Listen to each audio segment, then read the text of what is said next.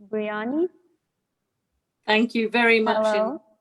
Hello, thank you. And hello from Ipswich, which is in the east of England in the UK. I'm the thematic spokesperson on European Local Democracy Week for the Congress of Local and Regional Authorities at the Council of Europe. Mr. Mayor, dear colleagues and dear participants, ladies and gentlemen, first of all, I'd like to thank you, Mr. Mayor, for your kind invitation. It's a great pleasure for me to be here today, even as we continue to live and work in a very special circumstance this year. The current situation makes it difficult for us, the local and regional elected representatives, to work and to fulfil our responsibilities in delivering more vibrant and supportive services to our citizens. Nevertheless, over the past months, we have been taking full advantage of the opportunities presented by new technologies for both service delivery and engaging citizens in our communities. And today I'm happy to be part of this webinar and celebrate the European Local Democracy Week, thanks to these modern technologies which bring us and our citizens together. Valongo Municipality has always been active in the framework of the European Local Democracy Week, and I must say that you and our other partners from across the 47 member states of the Council of Europe have been a true inspiration for us, showing examples of ingenuity and creativity in the current conditions. As spokesperson on European Local Democracy Week for the Council of Europe, I welcome this initiative and take this opportunity to invite all of you, all conference participants, to engage actively in European Local Democracy Week, the ELDW initiative, to check out all the best practices on the website that could be organised in your own cities, but also contribute to your own examples that can be shared with others. The ELDW team of the Congress Secretariat and myself, we're more than happy to communicate with you and to answer your questions. As you know, the theme of the 2020 edition of the European Local Democracy Week is Local Democracy Building Trust. In the Council of Europe Congress, we attach a great importance to building trust between citizens and local authorities, which is even more important as we are facing the COVID crisis. Today's citizens' confidence in public authorities and institutions of governance, especially in their communities, is crucial if we're to manage this crisis successfully together. At the same time, the pandemic compels us to work even harder on communicating with citizens and engaging them in public debate and decision making. We must find new and innovative ways of doing so. The crisis has highlighted the key role of local governance in protecting citizens, and we need to sustain both citizens' participation and their confidence in our capacity to deliver effective responses and continue to provide services. We must show resilience, and we must make sure that the pandemic does not lead to the lockdown of local democracy. Today, many activities are taking place through the use of digital tools, and I can see some wonderful slides on the screen here, which is fantastic. But strengthening online engagement requires digital skills. Therefore, I'd like to stress the need for greater support to those who have limited financial and technological opportunities to access services online or participate in online events. Local and regional authorities should be paying special attention to vulnerable and disadvantaged groups as we strive for inclusion in the digital age. We might think of special facilities or funds to support such groups, to engage with them and encourage their initiatives. But local and regional authorities themselves might need support from higher levels, national and European, because entire communities could find themselves in a vulnerable or disadvantaged situation too. National and European support for the local and regional level is therefore crucial for post-crisis recovery and for adapting our societies and communities to the new conditions. In this regard, financing citizenship-related initiatives remains vital for bringing public action closer to citizens' needs and for ensuring its ultimate effectiveness. In this regard, activities such as participatory budgeting is one of the most successful tools of involving citizens in decision-making. Valongo Municipality has been engaged in participatory budgeting, especially for young people, for many years as part of European Local Democracy Week activities. And I invite local and regional authorities present here to look at the best practices of our host and to replicate them in your communities. There is some wonderful good practice that Valongo can show to us all. We are convinced that trust between citizens and authorities is key to the good functioning of democracy and the ultimate glue that holds our communities together. Local authorities play a crucial role in strengthening public confidence as they are at the front line of addressing citizens' concerns. the local and regional level can help significantly to reconnect with citizens and to restore confidence in democratic processes and institutions. And today, this can be done online as well. Once again, thank you for having me today and for organising this important event in such difficult times. Thank you. Obrigado. Thank you very much, Brioni. I will now give the floor to the Mayor of Valongo City Council, José Manuel Ribeiro. Well, hello everybody. I was with part of this audience in the morning, and now we are opening with these wonderful words of Brioni. I want to say thank you, Brioni, and also to the team in the European Council. Your words are really great. You cannot imagine the effect of your words, because after 7 years and 2 days as mayor, it's very good to hear your voice and hear your message. Me and my team, because we work hard to, to give more power, to empower people, to empower communities. That's the idea. I just want to say, let me say one thing. Before I was elected mayor, I had I was always asking myself, what do you want to do as a mayor? One of the things I want to do is to, one of these days when I go away to another thing, and I would like to see a community, a very strong community, a community of 100,000 people, very, very active, very, very powerful, understanding the importance of participation, understanding the importance of representative democracy, participatory democracy, of engaging, understanding what is politics, what is local life, what is everything. So that's why we invest a lot of our time and our resources in these kind of initiatives, not only the European Local Week Democracy, but also during all the year, we have several initiatives. I want to say also hello to several friends here. Nelson Diaz from the Portuguese network of participative municipalities that I have the great pleasure to be the president, and Adrià Duarte from UCLG, our colleague from Barcelona, and also from the Participatory Democracy Observatory, and also our members of the panel, Mayor Calixto Cossa. Mayor Calixto Cossa is really a great person. You have to listen, very interesting. I really admire his work in Mozambique. And Cristina Rainsalo from Estonia. She's a good friend from Valongo and from myself also.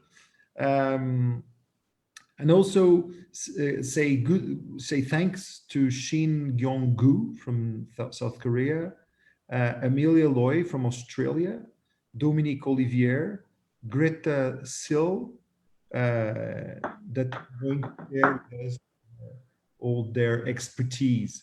What I want to say in this day during a pandemic crisis is that it's reinforced the words of Brioni.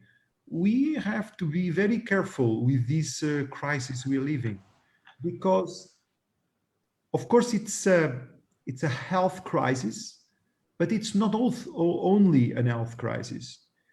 We have to be careful with this environment that we are living nowadays, because from my experience in Portugal, we have this challenge of avoiding that the coronavirus crisis, it's a kind of justification for a lot of things. For example, to stop doing experiments within participatory democracy. We see that in a lot of municipalities, in a lot of places, people are using the coronavirus excuse to say, okay, let's stop and let's adapt. And when you see in several cases, they don't return. It's a kind of excuse, and that's a great threat we have, because one thing that I see with this pandemic is that we must understand the importance of democracy. I always have this idea I have nothing against people from China. I'm only talking about the system we live. When we compare a democracy environment with another one, we can see an obvious difference. It is almost impossible to, hide the signs of a pandemic in a democracy. If you live in a dictatorship, you can control the information. That's one of the best examples we have to see the difference of living in a democracy with all its faults. We know that democracy is not a perfect system, of course.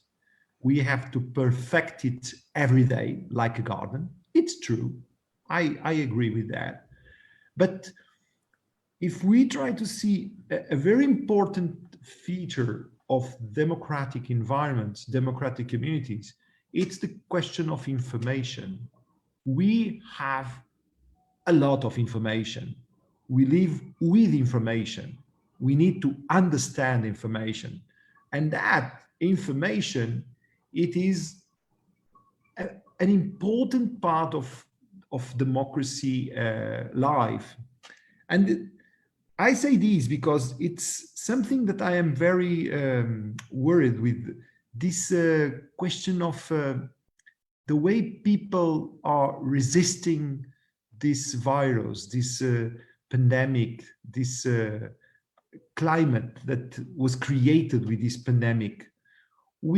I think when I say we politicians, citizens, organizations, everybody, we should, stimulate people to resist, to adopt a resistance attitude, a kind of, I'm talking in a broad way, in a very broad way, health resistance, economic resistance, social resistance, political resistance, democratic resistance, mental resistance, cultural resistance, education resistance. This idea of resistance, because it's, in my opinion, the best way to prepare the phasing out for the after the coronavirus, because we are going to return to what we call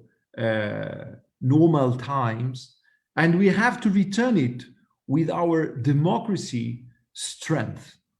And that's this is nowadays my worst preoccupation, this effect in people attitude, in institutions attitude of this crisis. So I hope it's a good time to share all our thoughts about citizenship, about financing citizenship. We do it for the last years, and a lot of municipalities do it. And I think that's the way, just have to go forward. So thank you very much. Obrigado a todos, and have a nice day of sharing, because that's one of the striking points of democracy, debating and sharing ideas and accepting that others don't agree with us. That's also a very important characteristic of democracy. Thank you very much. Thank you very much for your intervention, Mr. President. I pass the word to the moderators of this session, Adria Duarte and Nelson Diaz, that will guide this conference. Thank you. So hello everyone. I hope you can hear me well. Thank you, Claudia. Thank you, Mayor. So as the Mayor introduced, I'm the coordinator of the International Observatory on Participatory Democracy. This is an international network of local, regional governments, research centers, and NGOs working to improve local democracy through better and large participation of citizens. We work alongside the UCLG, the United Cities and Local Governments, that's the large local authorities organizations worldwide, And we are very proud that to have Valongo as one of the more engaged cities in our network. So I will be moderating this discussion session with Nelson Diaz, who is a World Bank consultant for the implementation of the participatory budget, and he's the coordinator of the Portugal Participa network. So in this session, different experts and representatives of cities and civil society organizations from various regions of the world will explain several experiences of citizen participation and participatory democracy. We will see in very different contexts how this participation of citizens in public affairs is articulated, with the classical participatory budget, also with digital tools, with face-to-face meetings. And some of those challenges we want to discuss is how to achieve a better public policies, a better democracy, and social inclusion in our cities and communities. We also highlight in this session the importance of international collaboration to share experiences, technologies, and reflections, and to overcome common challenges. And with no doubt, the impact of COVID-19 on participation will be also discussed. So let's introduce the 6 speakers that will present these experiences. We will start in Australia with Amelia Loy.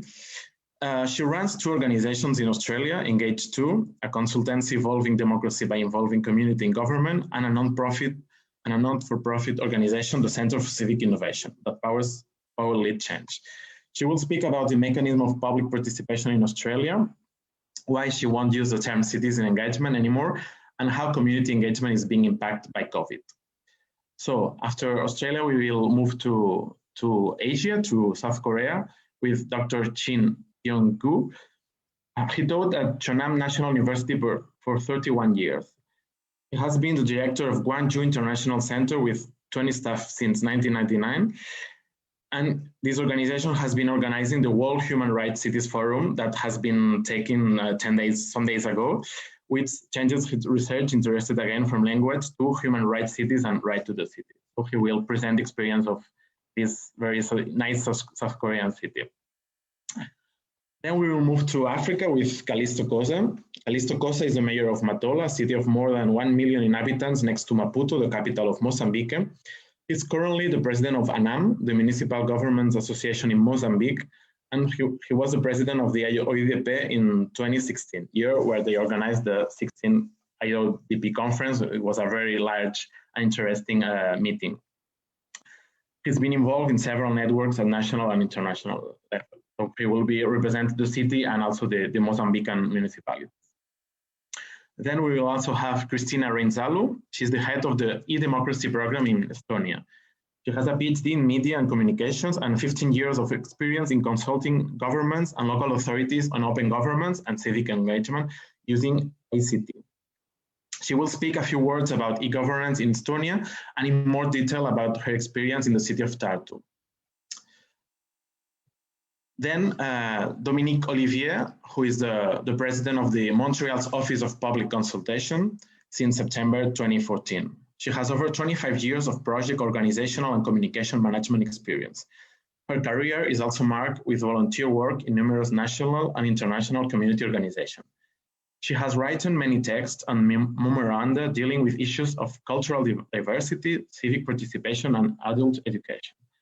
Under her management, the OCPM experienced a diversification of its consultation tools, resulting in a significant increase in citizen engagement.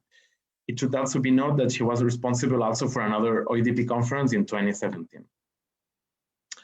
And finally, the last but not the last speaker will be Greta Lucero Rios. Greta is the founder and president of OYIN, a citizen empowerment Mexican NGO. Greta has more than 10 years of experience working in the nonprofit sector and 8 being the head of an organization. She holds a BA in International Relations from Tec de Monterrey and an advanced master's degree on international dispute settlement from the Geneva Graduate Institute. She has also worked for the Mexican government as an independent consultant on human rights, international humanitarian law, and other issues. I also want to emphasize that during the session, Carlos Souza Santos, a graphic designer, will be making some illustrations related on the presentation. So you can use Carlos' window to see how it works, and at the end of the session, he will show his illustration. So it's time for the speakers. Just a few technical comments. Keep the microphones off, and of course you can make comments and questions through the chat. At the end of the session, the speakers will answer your question. So I give the floor to Amelia Loye for around 10 minutes, and I cede the role of moderation to Nelson Diaz for the presentations and the final debate. Thank you very much. Hi everyone, thanks Adria. I'm Amelia Loye from Sydney, Australia. It's almost 1 o'clock in the morning here, so please forgive me if I don't stay to engage with you and answer questions, but you can get in touch with me through my website, engage2.com.au. Before I start a presentation, I'd like to acknowledge the Gadigal people of the Eora Nation, the traditional owners of the land which I'm coming to you from, and pay my respects to their elders past, present and emerging. Stakeholder engagement in Australia is quite well recognised as a public service, and it's a pretty significant industry. So I'm going to move through my presentation talking about the different levels of government and what they're doing to engage with community and the kind of mechanisms that they're using. And I will touch on that point that Adria said, which is why I won't use that term citizen engagement anymore. I use community engagement, and that's a really important difference for me. So I'll share with you why as I move through this presentation. So we also in Australia, one thing that I'm very proud of as an Australian and somebody who's been working in the engagement industry for a long time is we've actually got quite a strong civic tech and engaged tech industry here and around the world in different by different governments around the world. So that's something to look up if you weren't aware of that already. There's quite a few different types of community engagement done here in Australia. Community relations is by far the biggest sector of the ways that the community can participate in government processes. And what I mean by community relations is it's when you tell people that you're going to build a road, a bridge, a dam, and you ask them what can be done to reduce the impact on them. It's essential to risk and social impact management, and it makes a small difference to a project, but it can make a real difference to people's lives. So that type of community engagement's done by a lot of people here. And as I move through the different levels of government, I'll talk about why that's still an important form of community engagement, but it doesn't involve people as much in the bigger decisions that a government are making. So then, of course, there's stakeholder and community engagement in policy development and delivery. This is the type that I really like to do, and I focus mostly on environmental policy and planning. And I'm trying to make this type of engagement more open, representative, deliberative, and ongoing. We have quite a strong movement in Australia towards more deliberative methodologies. And I think it's becoming much more recognised that we need to increase the representation in our participatory processes. And I would say that's quite common across the board now, that at all levels of government, they're now looking at how they increase representation and make participatory processes more deliberative. I also work at the systems level. We are part of the Open Government Partnership in Australia, so is New Zealand, who both have national action plans for open government. So we're making some progress there and implementing technologies, social data analytics, and relationship management across organisations and levels of government. And community engagement is also used in research for service design and occasionally as a tool for economic and community development, but not as much as it is in a lot of the developing countries as a strategy for increasing the way people can participate in shaping their community, not just influencing government decisions. So there's 3 levels of government here in Australia: federal, state, local. At the federal level, engagement is a bit limited. It's a very big country here, so to get around to everybody face-to-face is quite hard. So most of the face-to-face engagement's done in our capital cities, which of course limits the ability for people in regional areas to participate. One advancement, though, that the federal government have made in public participation is that they're now experimenting with the use of artificial intelligence to analyse and report data collected. And in fact, the Australian government invested $1 million into a digitally enabled community engagement solution a couple of years ago, which is now being used to pull data from forms that are used on their websites to then analyse that data and feed that back into policy-making processes. The state governments, we've got 6 states and 2 territories here in Australia, and they do a lot of community engagement, but it differs between different types of agencies.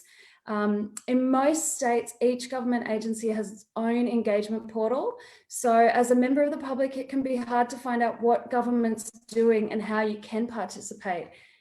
In the transport and infrastructure departments, it's very typical to consult people about strategic plans. And then when the project's approved, to engage the community in a more of that community relations style of engagement, which is more about managing the impacts and the issues associated with the delivery of that project. But those agencies have really big budgets and really big project teams, like more than 100 people engaging with the community at one time, not just on a single project, but on multiple projects across the state. So they'll each have their own engagement portal. They'll often use map-based engagement tools. And we're even seeing more use of not virtual engagement, and not just the kind of engagement that we're doing right now, but even engagement in VR for the visualization of projects and inviting input from people in the virtual world. So they've got budgets, they've got big teams, and they're being quite creative, but the level of influence is still a little bit limited on those kinds of projects. Our other big state government departments that are engaging, of course, are the environmental departments, and they tend to be much more open, more willing to work with stakeholders. They're inviting input into regulation and also management strategies. So they do a bit more co-design, co-delivery, and a bit of citizen science. And then again, I don't like that term citizen science, because I find it doesn't include all of the other residents in the country who might want to participate in those kinds of processes. Participatory budgeting is quite limited here in Australia. It's more about showing trade-offs and communicating about budgets than it is actually about allocating budgets. We have had one state government, one of the largest state governments in Australia, experiment with the use of participatory budgeting, and they were very successful because they ran an extremely open and collaborative process to allocate grant money. And they worked with the local governments, that's what I mean by collaborative, in looking at how they maximize the impact of that investment into those communities by getting the people proposing the projects to work closely with the local governments to then actually scale the rate of change and the impact in that particular community. Any member of the public could participate in that process. But in another state who tried to copy what that state had done, it wasn't as successful. They didn't have as much resourcing behind the project. They didn't reach as broad a section of the population, and they actually excluded people who were not citizens. They weren't able to participate in that process. So a lot of taxpayers weren't able to participate in the participatory budgeting process. So there's my reasoning, one of my big reasons for not wanting to use that term citizen engagement and rather to use community engagement. Local government. There are 128 local governments in New South Wales, the state that I live in, where Sydney is. There's a lot of local governments across this country. I think one state has 177. So there's a lot of movements here in Australia to amalgamate the local governments, which is highly controversial. We've also had some really interesting limitations on the rates that local governments can charge, because in our constitution, our state governments determine what the local governments can do or should do in terms of engagement. And I'll touch on that in just a moment when I get to the COVID part of my presentation. But just to give you an overarching view of what happens in terms of engagement in local governments here, it's more continuous, it's more frequent, but it is more sporadic.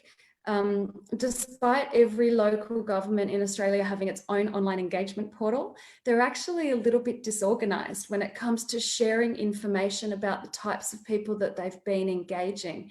So you'll have your economic development team, your planning department, your communications team, social services, youth engagement, all engaging with the community, but not sharing their stakeholder lists, all the data that they're collecting on their projects. So often they're asking the same questions of the same people twice, which isn't great for trust.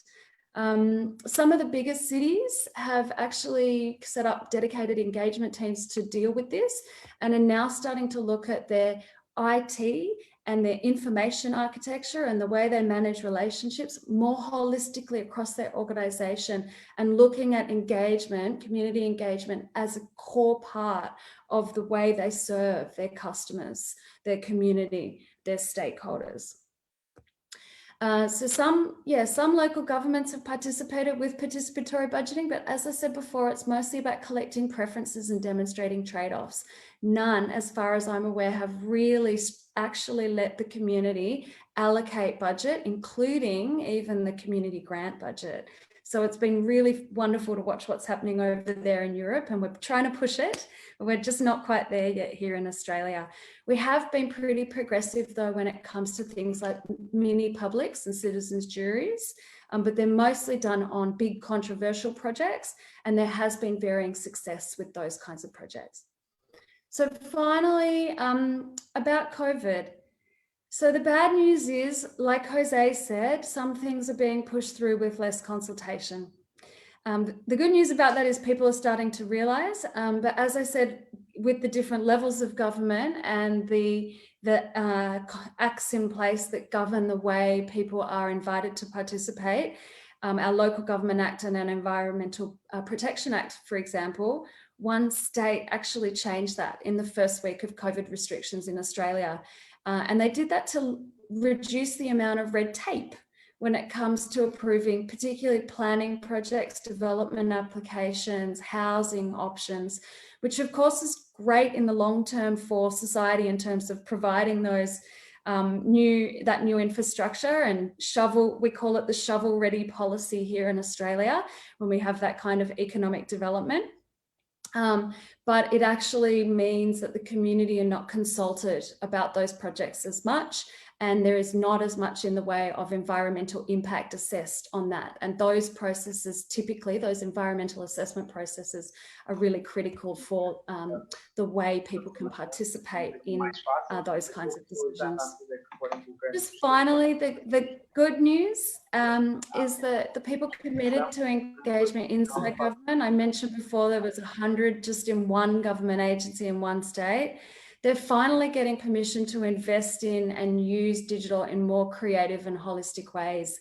And we're really starting to see an integration of not just the face-to-face methods with the digital methods, but an integration of digital methods. So virtual and online happening at the same time, a little bit more of that in capital investment into looking at that digital architecture, that information architecture, and really getting strategic about the way those organizations are managing relationships, valuing data from stakeholders, and really trying to encourage more representation in the way they're doing participation. So we're getting I think one simple way to sum that up is what we're getting is like a stacks on effect with digital and creative methods actually starting to result in more effective engagement and relationship management. Elvia? We're also seeing a little bit more creativity in I apologize civic for participation. But sorry, we are Nelson. The time limit. Sorry, I apologize for Yep. interrupting you, but we are approaching the time limit for each presentation. Thank Sure, you. sure. Thanks, Nelson. I'll just finish with just one summary statement, which I would say is that COVID is continuing to improve engagement in Australia. And yeah, practitioners are becoming much more of the need to include not just citizens, but also ratepayers and residents in their engagement. And once again, I'm sorry I can't stay for questions, but please feel free to get in touch if you'd like to reach out through engage2.com.au. Thank you very much. Have a wonderful Amelia. conference, everybody. Thank you. Thank you very much, Amelia, for your interesting presentation on your work, what you are doing in Australia. It's a great way to know that we are not alone in this world. And I want to remind you, all the participants, that at this conference with us, it's Carlos Sousa Santos. He's designing the contents of the different presentations, and in the end, he will share with us the result. It will be great.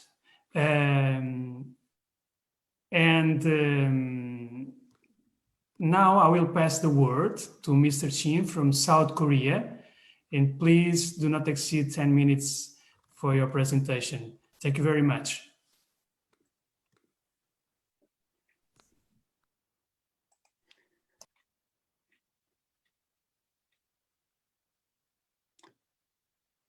I'm going to have my PPT file shared with you all.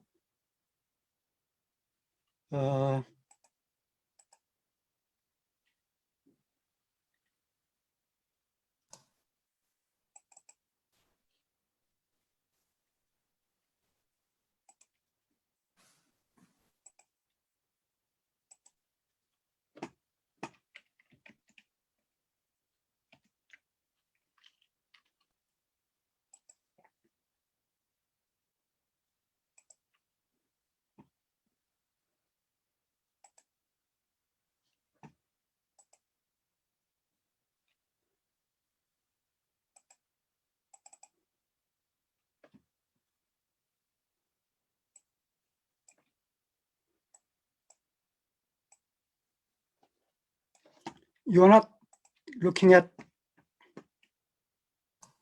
Yes, you can start. We can see your presentation. Yes, it's correct. Can you see mine? Yes, yes. Oh, I see. That's good. Yeah.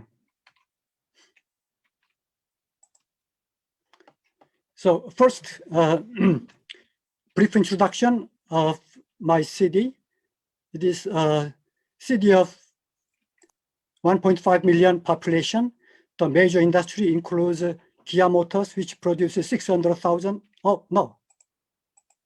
Here.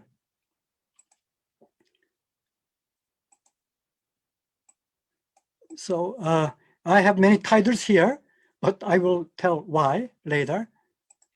So this is the brief introduction of the city.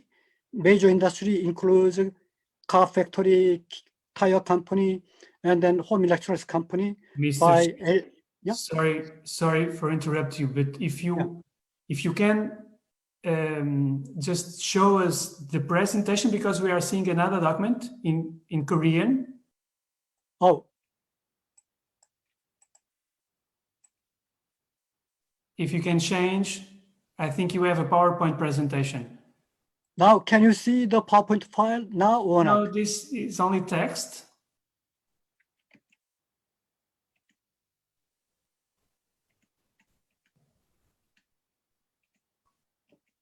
I think it's open. You just need to choose the presentation that you have open. Again, then.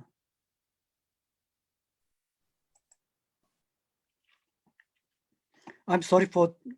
No problem, no problem. Take your time.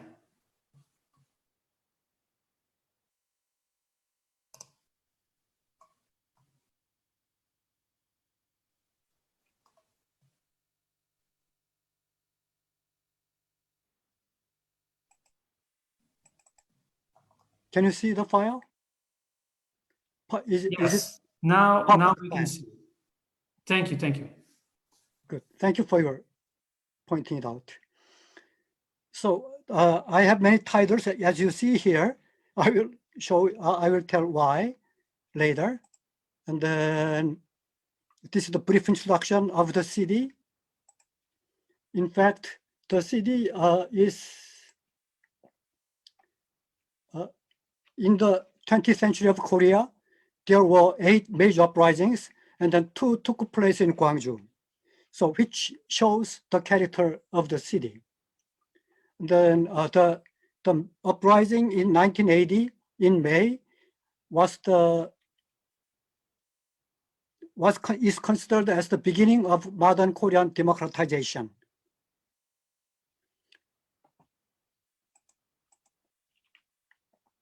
So this is a brief process of Korean democratization, beginning in 1980, then movement, new constitution, civilian government for the first time, and then first civilian government from opposition party.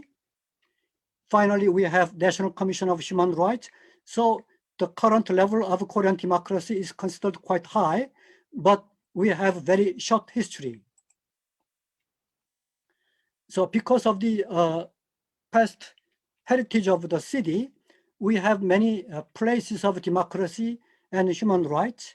So growing, the people growing in this city, they are growing, being exposed to many institutions like National Cemetery, May 18 UNESCO Archives, the first the Provincial Hall, which was the stronghold of the citizen army at the uprising, which was converted into Asia Cultural Center, and then the place where the uprising began, something like that.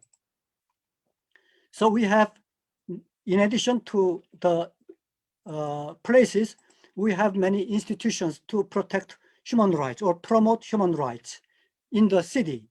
So I will skip this part, which would be quite familiar to you all as well.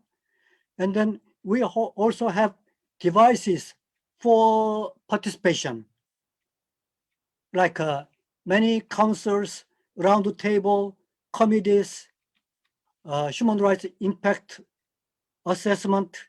When we have new ordinance, the ordinance should be reviewed by scholars as well as local NGO groups on its impact to human rights. So we have many, and then basic plans for human rights. So all these kind of activities, citizen groups are invited. Then one of the interesting aspects of the city is that the Gwangju city has the highest number of NGO groups per 100,000 people. We have about 40 organizations. We also have highest number of women councilmen in the local council, in the city council. Even though 34% is quite low in European standard, this is the highest proportion of women representatives in city council. In the COVID-19 control, the government prohibited gathering with more than 100 people outdoors, 50 people indoors. But the ultra-conservative groups staged rallies in recently, so in Seoul, and then there were 79 buses from local cities, provinces to Seoul, and then out of about 80 buses, there was only one bus participating, which means very low participation. So the people here are actively collaborating. Majority of the people are actively collaborating with the government in containment of the coronavirus. But one of the most important devices of human rights or the participation or human rights promotion, I believe, is education, human rights education. So all city hall employees are required to take 5 hours of human rights classes every year. So human rights is a common or comfortable word in this part of city, Gwangju city. Even though because of the long history of dictatorship, human rights was considered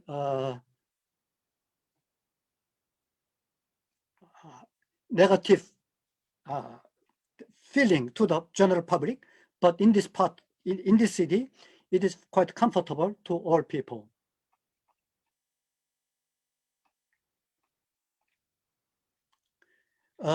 So I want to talk about an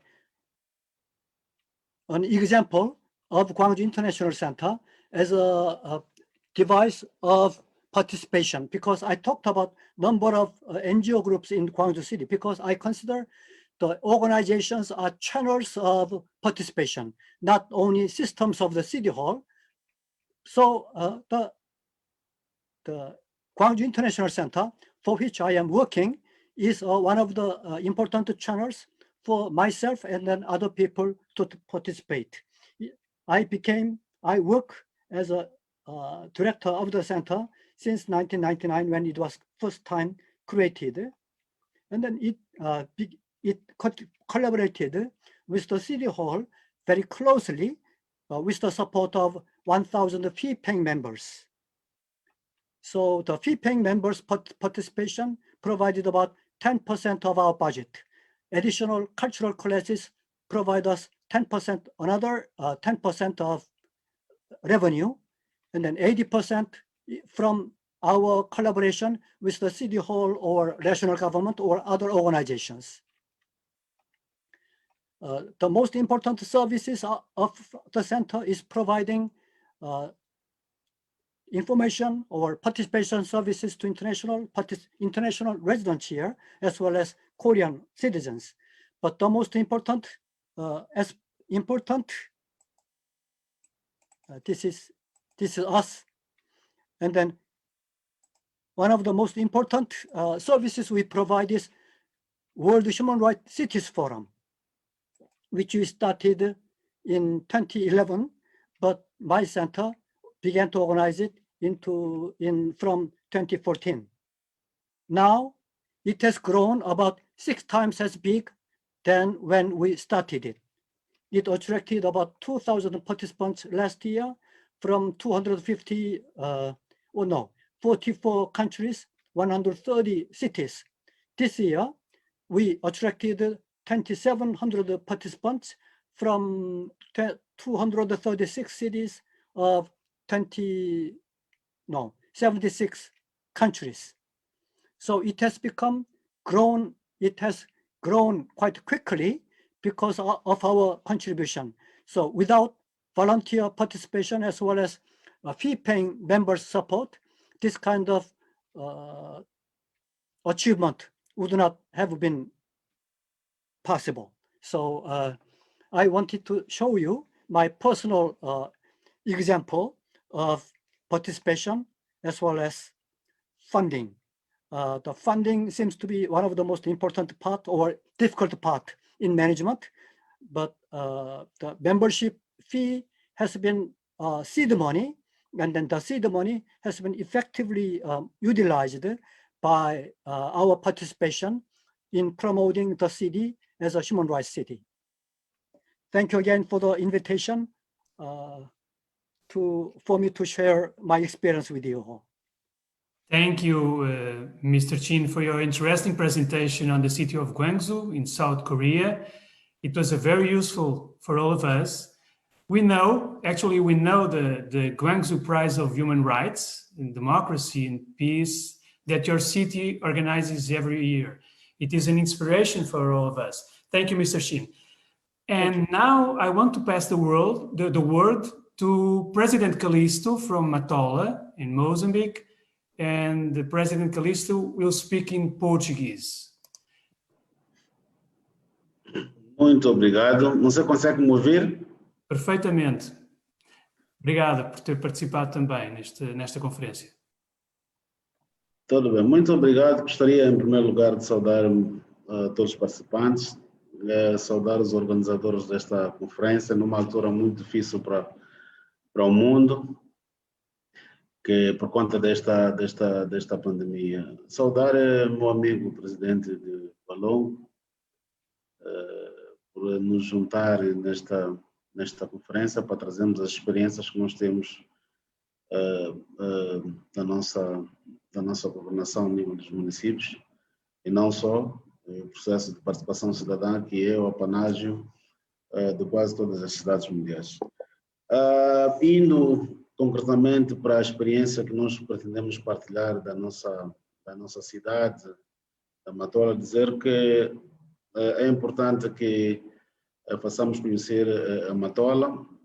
Certamente que alguns participantes que estão nesta conferência já cá estiveram, mas a Matola é uma das grandes cidades do nosso país, é uma cidade a mais industrializada do nosso país, e a nossa luta como município é continuar a manter esta linha de manter a nossa cidade como a mais industrializada. Devo dizer que 60% das empresas que operam em Moçambique estão aqui na nossa cidade, do ponto de vista populacional, é o maior município do país e está crescendo cada vez mais. É só imaginar, temos aqui bairros nossos, que são 42, que alguns deles têm a população que distritos do país não têm, alguns deles têm a população até superior a algumas cidades africanas e não só. Dizer que o município da Matola, neste momento, para além desse compromisso que tem com os matolenses, e porque é um município que tem uma população dinâmica, tem colaboradores dinâmicos, que sabem o que quer do ponto de vista de metas e focos. Neste momento é um município que está a presidir a Associação Nacional dos Municípios de Moçambique. O nosso país, no seu todo, tem 53 municípios, e são esses municípios que, para além de promover e defender o interesse das autarquias como parceiros do governo, também trabalham na busca de soluções do ponto de vista de cooperação intermunicipal e também cooperação regional, para não dizer cooperação internacional. Todos os municípios do país, liderados neste momento pelo município da Matola, têm estado empenhados na busca de soluções, principalmente neste momento em que estamos todos a lutar contra esta pandemia. Devo dizer que Moçambique é um dos países, do ponto de vista de controle, cada participação dos municípios em todos os municípios, do ponto de vista de controle desta pandemia, estamos com bons sinais. Temos situações de infecções, mas podemos dizer que a situação está controlada, tendo em conta que é um trabalho de participação de quase todos os municípios, em diferentes municípios, no combate a esta pandemia. Olhando para aquilo que é o nosso município, trazendo a nossa experiência, que temos as balizas que norteiam a nossa governação. Nós, sendo um país vasto, com diferentes culturas, nós defendemos a componente da unidade nacional, a paz e reconciliação nacional. E na governação, para além da boa governação, defendemos a descentralização e o combate à corrupção. O desenvolvimento social e humano é outro pilar que norteia a nossa governação. Desenvolvimento da economia local e sustentabilidade financeira da autarquia é importante, porque temos a consciência de que, para podermos responder à demanda, é preciso que busquemos todas as formas de financiar, quer seja através das receitas próprias e também a busca de parcerias com as organizações internacionais que possam lá para projetos que nós desenhamos e que sejam projetos que são feitos em função daquilo que a população da nossa cidade almeja. Temos também o pilar de desenvolvimento de infraestruturas, prestação de serviços básicos aos municípios e também esta componente que nos junta hoje, mais uma vez, que tem a ver com a cooperação intermunicipal e cooperação internacional. E no caso da cooperação internacional e intermunicipal, devo dizer que nós estamos num processo que está dentro do contexto da globalização, no qual as cidades e governos locais reconhecem a importância e a necessidade de cooperarem, estarem integrados em plataformas internacionais, de forma a buscar soluções para os problemas comuns. Esta conferência é o espelho disso, que de fato esta troca de experiência nos permite trazer soluções para os problemas que nos afetam e atingirmos os objetivos de desenvolvimento sustentável. O município da Matola, neste contexto de internacionalização, tem portas abertas para o mundo e já está afiliado a várias organizações internacionais estratégicas, como é o caso do OIDP. Aliás, poderei dar com mais detalhe, nós já presidimos o Observatório Internacional de Democracia Participativa, estamos filiados à CGLU, estamos também no FMDV e também na rede FAP, e aderimos a projetos que visavam o fortalecimento da cooperação Sul-Sul, que é um projeto da cooperação entre Moçambique e Portugal. Um dos aspectos que nós fomos buscar como experiência, estamos a implementar, que está a ter sucesso no contexto da participação cidadã, tem a ver com as ferramentas de participação. Nós temos ligações muito fortes com municípios do Brasil, no caso concreto a Prefeitura de Canoas. Na altura, o prefeito Jairo estava a liderar esta prefeitura, e uma das experiências que fomos buscar tem a ver com o orçamento participativo. Felizmente, essa foi uma das ferramentas que serviu de base para que pudéssemos reescrever o nosso projeto de governação, fazendo com que o próprio munícipe, o próprio cidadão matolense pudesse participar no processo de definição clara dos objetivos e das prioridades que pudessem colocar alguns bairros nossos com projetos municipais. Estamos a implementar, aliás, fomos até criar a Rede Nacional de Orçamento Participativo, numa demonstração clara de que as pessoas, afinal de contas, sabem o que querem e podem, olhando para o meio habitacional, definir claramente as prioridades em termos de infraestruturas e muitas outras necessidades que a população tem.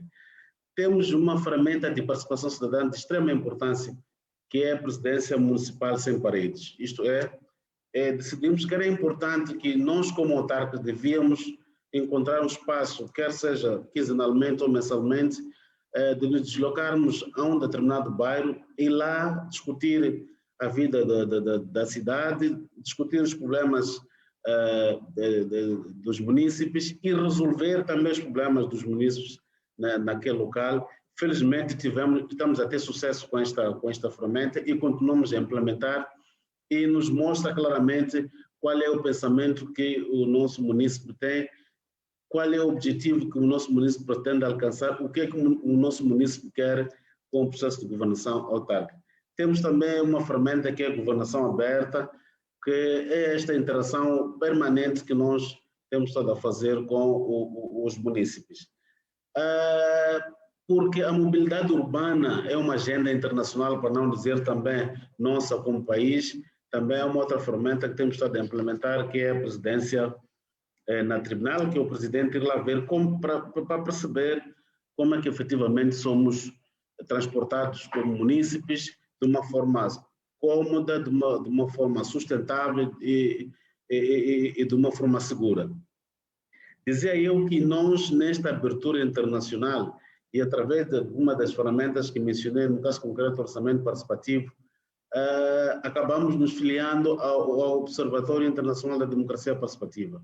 Participamos no Brasil e em 2015 fomos eleitos para presidir este observatório por um período de um ano.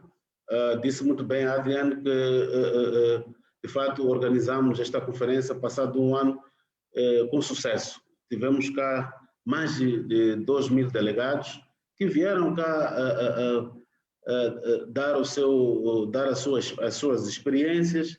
Esteve cá a falar há bem pouco tempo o representante da Coreia, esteve conosco aqui e trouxe a experiência da Coreia, e nós agradecemos, e muitas outras que nós partilhamos em 2016.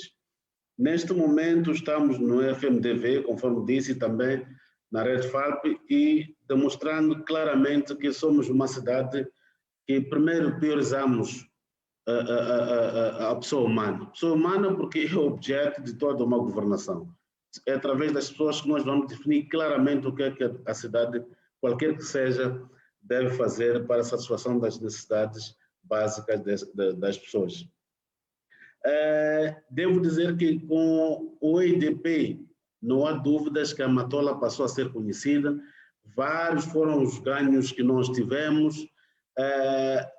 Os munícipes da nossa cidade, conforme disse, é o município mais populoso neste momento, já sabem claramente o que é uma cooperação internacional, já sabem praticamente quais são os objetivos dos governantes, nesse caso do nosso município, e sabem definir claramente quais são as prioridades que devem escolher para poder exigir que é de todo o direito que sejam tomadas em consideração.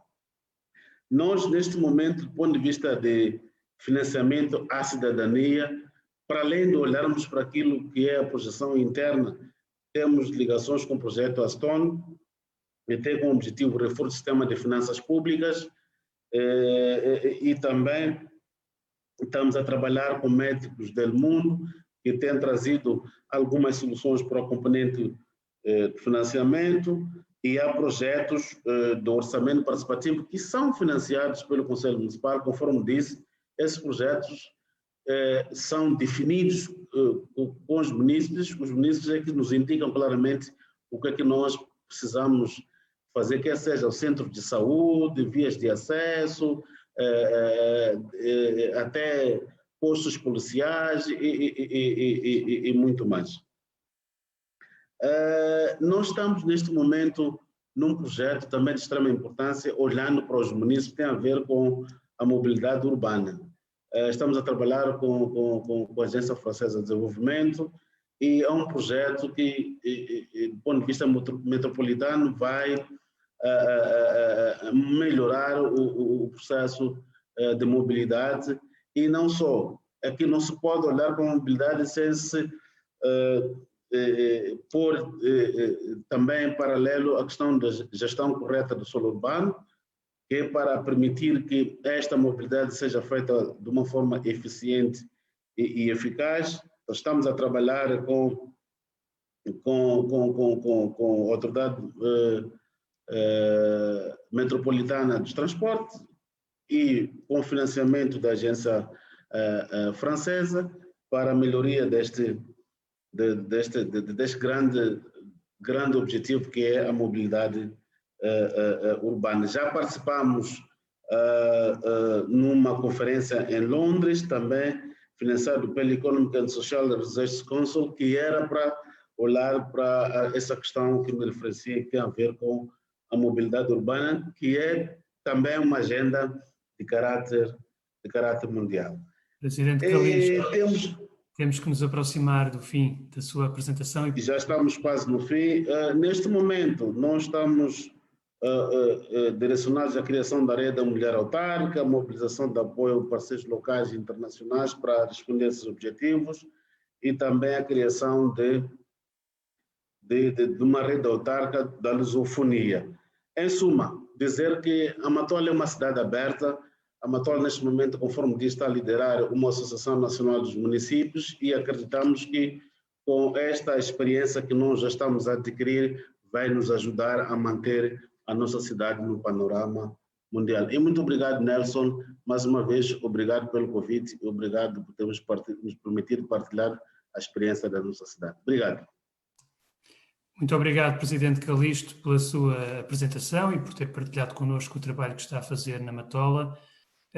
Para além de tudo o que disse, serviu também para matar um pouco de saudades de Moçambique, terra com a qual eu tenho, digamos, uma relação afetiva muito grande, porque trabalhei aí durante 6 anos, 7 anos, apoiando vários processos de participação, inclusive com a ANAM, criando a sua Estratégia Nacional de Governação Participada com o Eduardo Nogueira. Saudações para a vossa equipa. E muito obrigado. Obrigado. And so, in about 30-40 minutes, we traveled between Australia, South Korea, and now Mozambique.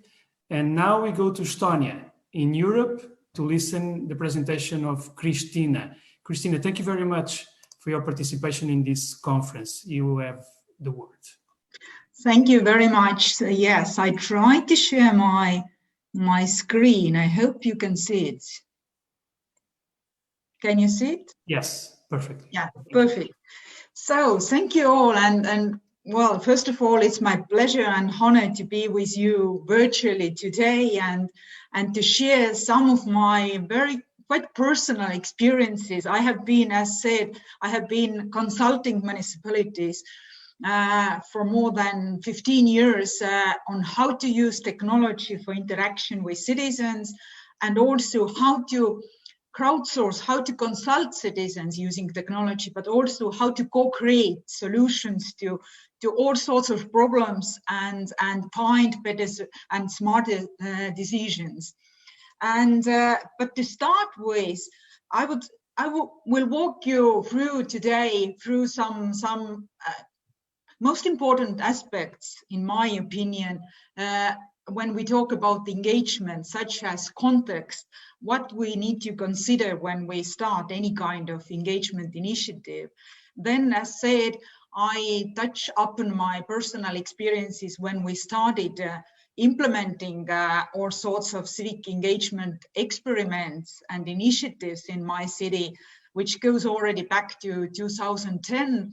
And then few words about participatory budgeting, but mostly on how we considered the technology component when we started participatory budgeting. But let me start with general context, which I think is important when we talk about digital engagement. Well, Estonia can be considered, and we like to call us, as the coolest digital society, and coolest quite literally so, because we are in the far northern part of Europe, surrounded by Finland, Sweden, Russia and Latvia. But coolest digitally, yeah, I think we can say so, because Estonia was first implementing electronic voting, actually internet voting, already 2005 nationwide way. Then we were the first country where e-tax declaration was already possible 2001. Skype was invented in Estonia, and mobile parking was also implemented first in Estonia. Why I'm talking about this, I mean, Estonia really used the opportunity when we liberated us from Soviet occupation 30 years ago. Technology was already available, and we saw the opportunity, the window of opportunity to start using, to implement, to integrate technology, and as a solution for creating an open and inclusive society. And it is very important also that this was, the success story grew out of partnership between all different parts of society. I mean, very open-minded government, but also very, very trusting civil society. And it is also important to consider, or to talk few words about cornerstones, and which also very important to create and maintain this trust of citizens towards technology, but also towards authorities, which is every single Estonian has digital ID card, which gives easy and secure access to data, to services. And this is a great enabler also of all sorts of e-participation solutions. And all local authorities, and we have this ICT infrastructure, which we call X-Road, which the main principle, I'm not going into technical detail, but main principle is that people should not move, but data is moving. And all municipalities are also connected to same infrastructure, which also creates very excellent basis for them to provide all sorts of services, but also all sorts of e-participation, e-engagement services. And this is very important to consider this wider context. Then, of course, context matters also when we talk about starting any kind of e-engagement concrete initiatives in our cities, in municipalities. When we started 2010, when I was invited as an external consultant for my city Tartu, second largest city in Estonia, we considered we had to keep in mind that our city consists of so many different communities. This concrete city context is very important if you start any kind of engagement initiative. At the same time, we are high-tech startup center. At the same time, we had very, very vibrant hipster community. At the same time, we have very conservative university community because we are old university city. Though all those aspects are very important to consider when you start. And of course, these also affect the models and tools, also e-tools, what you are going to use, and to what extent this technology should be integrated into your engagement models.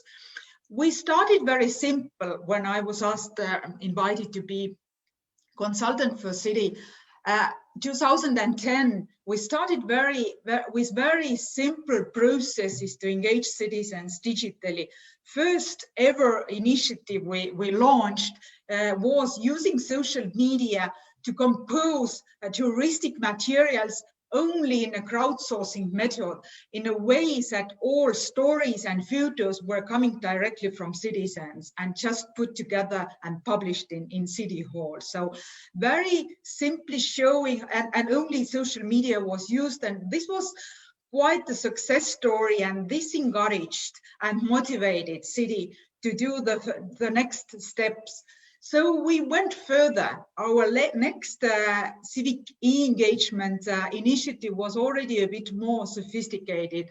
When city government was preparing for public transportation tender, we got an idea that let's ask for citizens' feedback to bus routes and schedules, but we probably need to do it much more playful in order to motivate citizens to think and to be participating. So we also let them to decide about the visual appearance of buses. And this was also used only social media, very, very easy and simple and affordable platforms were used, mostly in Facebook. And again, I mean, there was a lot of e-activism coming from citizens, and by the end, citizens decided and voted on which should the bus public buses look like in my city, and they still look like citizens have voted, and this again encouraged us to go further. But of course, if you are deciding on budget, as we talk about participatory budgeting, you probably need some more sophisticated solutions, because at least in my city, it is thought that this is taxpayers' money. We cannot decide only using, I don't know, Facebook campaign and let citizens vote in Facebook. So one very good tool is used for participatory budgeting, which is electronic system, which is in use in municipalities, which enables paperless council procedure, but at the same time, it enables legally binding voting using the same Estonian infrastructure. It enables full transparency. It enables submission of ideas, but voting on ideas, commenting on ideas. So we were not going to invent a new wheel. We were using existing solutions also for participatory budgeting, because there was not more secure solutions needed for voting, especially. And I'm not going into detail of participatory budgeting model we use in Tartu, because I mean it has been modified, and I think this is a beauty of this game. I mean, it's game. I call it game, but I think that it is participatory budgeting is good learning by doing exercise. What I'm wanting to say is that we started being much more online model, but now after each year we revise the model, we modify, and we have added actually many more offline components, because I think the most efficient engagement initiatives are those which combine offline and online tools. So we have added, which I think is very important in our model, we have more and more those activities like educating authors of ideas. We train them how to market, how to promote their ideas.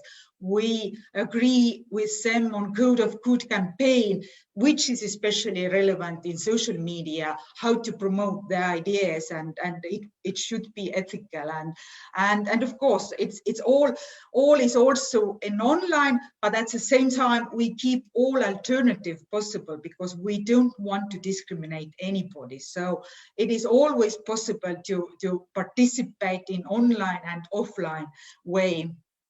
And yeah, the same, I would like to also to emphasize here how important it is to communicate your in this case, to communicate participatory budgeting process in city, also using both tools, off and online. At the same time, we use also online spaces to introduce all ideas. At the same time, we bring photos and maquettes to the public physical city space, because in this way, this is even more, this campaign is even much more powerful.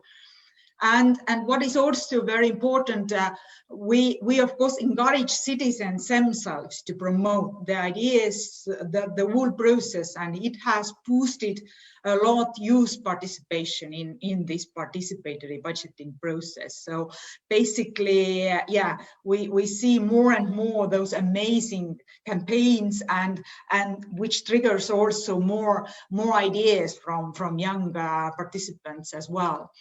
And what is also important, how participatory budgeting as such, the process has impacted other processes and decision-making processes happening in the city.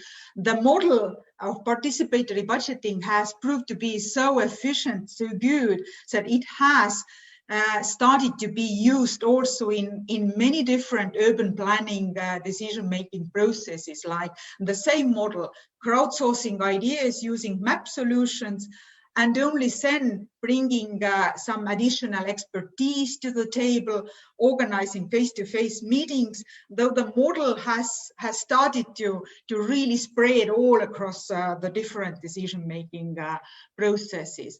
And Tartu City was candidate city for European Cultural Capital 2024 successfully, because the whole program actually was crowdsourced by citizens, was co-created by citizens using, again, offline but also online tools. So a very successful and encouraging example. So what are my takeaways? E-tools are definitely amplifiers, supporters of any kind of process, communication process, engagement process, but they are not miraculous weapons. I would say that the most efficient processes are those which combine both tools, offline and online. And what is also important, start small, but start now. As city, there will never be probably the situation when you have the smartest public servants, enough money. I mean, this will never happen. So rather start now, but start small, but start now and go bigger. And of course, there is no need to invent something new, especially if we talk about platforms. Just adopt and start using, reusing already existing platforms. And last but not least, engage citizens only when it is crystal clear, and communicate this to be crystal clear what is going to happen with citizens' contribution. So thank you very much for your attention, and yes, I will be looking forward to get your questions. Thank you, Cristina.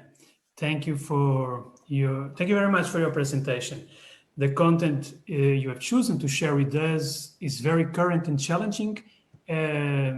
It was an excellent opportunity for learning for all of us. And please, if you can continue with us for some more time, as yes. I am sure that your presentation will generate curiosity from our participants. And now the stage is for Greta from Mexico to share her presentation. Greta, muchas gracias por su participación en esta conferencia. Bueno, esperamos sus ideas para compartir con nosotros. Gracias. Muchas gracias, Nelson. I'm going to speak in English, but first of all, I have to say thank you to the European Local Democracy Week for the invitation. This panel is full of very important and wise people, so I feel really honored to be speaking next to you. So I am Mexican. I live in Mexico City. I work for Olin. Olin is an NGO that was founded 9 years ago, and we work for Mexico to have rule of law, which is something that for many of you might be granted, but for Mexicans it's not. So we're working for a country where the rule of law is the only rule. And then we do this by helping democratic institutions be fortified. But we also work with citizens. Something that we think is very, very important is the voice of the people who live in this country. So one of the things that we adopted as one of our methods for getting people to engage is participatory budgeting. So in All-in, we use PB as a pretext, as an excuse to get people involved in democracy. Because here in Mexico, and I think around the world, nobody really likes the idea of having to pay taxes, right? So when we tell them that even though we have to pay taxes, there is a big chunk of those taxes that we can actually decide how to use. Number one, people don't believe it's true because PB in Mexico is not that popular. We have had participation rates that go as high as 12%. So it's really, we have really low participation when it comes to PB voting. And then people really fall in love with the idea. Some of them cannot believe that this actually happens, right? It's like I have the right to propose how to use public money. It sounds like a dream, right? And one of the things that PB in Mexico City, I have to say that PB in Mexico is not national, like you guys have in Portugal. We have it in several states in the Republic, but not everywhere. So in Mexico City, we have a big PB. I think it's ranked 4th in the world because of the amount of money that we get to decide how to use. It's around $50 million every year. So it is a lot of money. And one of the particularities of PB here in Mexico City is that everyone is able to propose a project. Not everyone is able to vote. Only citizens can vote, but everyone is allowed to propose. This means that little kids can propose things. And therefore, in 2019, All-in launched a program to work with school kids for having them design their own PB projects. So the strategy was that at first we didn't tell them what was going on. We just talked to them for like 4 months about the problems that they saw in their communities. And we got problems that ranged from insecurity to, I don't know, the kids didn't feel safe while crossing the streets because cars could go at very, very high speeds. They thought the city was not clean enough. They had a problem with people smoking in public places and things like that. And then we helped them design specific solutions for the problems that they found. And then we told them they could make their solutions reality, and they went crazy. It was amazing to see how they understood that their ideas could be taken into account by the grown-ups to get implementation. So it was crazy, and we had the kids going to their parents and telling them, hey, you have to vote, you have to be there, you have to go to the polls, you have to convince the neighbors, please, this is important. So we actually increased the number of kids that were involved in PB. So last year, there were 70 different projects that were registered by kids to the PB mechanism, and 57 of those were from the program that we were running. And I mean, I'm not here to brag about that. I'm here to explain why we think that PB is a great democracy enhancer. And I think that it conveys two super important messages. The first one is that you as a citizen have the power to change whatever you don't like in your community, and whatever that you feel is lacking, and whatever that you feel needs to get attention, you actually can do it. And the second one, and the most important one, is that the way to do that is through democracy. It's through dialogue. It's through talking to your neighbor. Is through understanding which are the priorities in your community and how they should be addressed. And we believe what we're betting on is that these kids who are now doing PV projects on a regular scale, when they become 18 years old and they can vote in the not the PV elections, but the elections for our representatives, they will be very empowered and they will be having the information they need for making important political decisions for our country. So that's why we are working so hard with PV. And of course, PV in itself is a very powerful mechanism that we want to foster, and we want more people to get to know it. And going a little bit on what Cristina just said about technology, technology is indeed a very important tool that we as citizens can use. I will give you an example. So in Mexico City, we have had PV for 8 or 9 years now.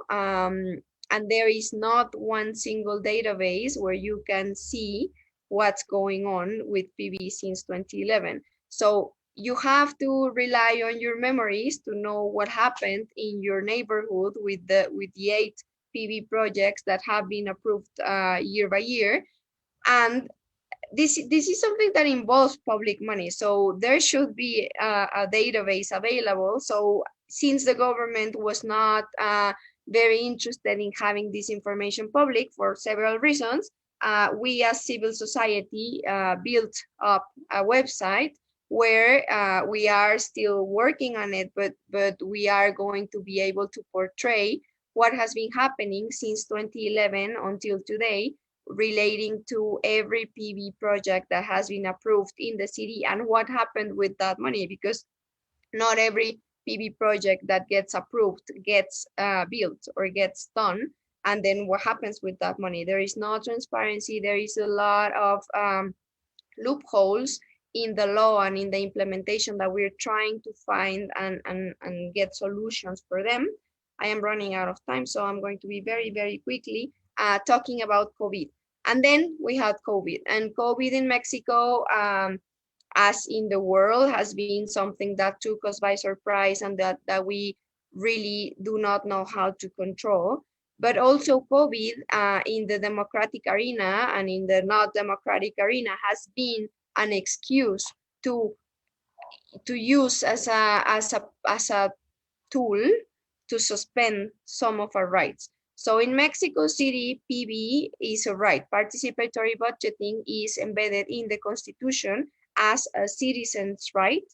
And then using the excuse of COVID and not being able to have citizen gatherings in the city, the local Congress in the past months, I think it was around August, they decided that this year, even though the PV consult had already passed and we had already voted for which projects were supposed to be happening this year, they decided to suspend the use of public money for those projects until next year. So right now we are dealing with a situation in which one of our political rights has been suspended, of course, due to an emergency, but we believe that there is a possibility that this money from the PV has been used for something else and that we're not getting it back. So right now we are consolidating a coalition of NGOs that are going to make sure that that money comes away.